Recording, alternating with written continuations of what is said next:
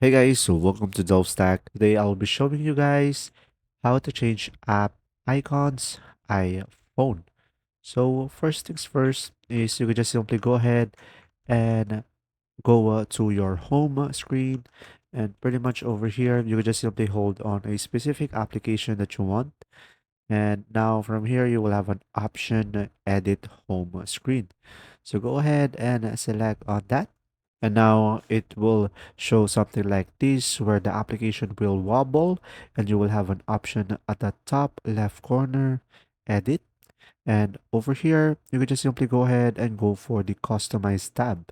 And here on the customize tab, guys, you should be able to see here small or large. And pretty much you could change it into dark, you can change it to automatic or tinted over here.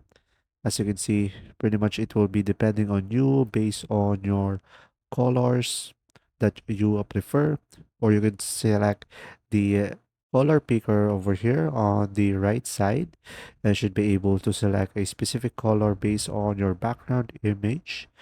And now pretty much that's all you could do in order for you to change your icons into your iPhone and utilize this feature.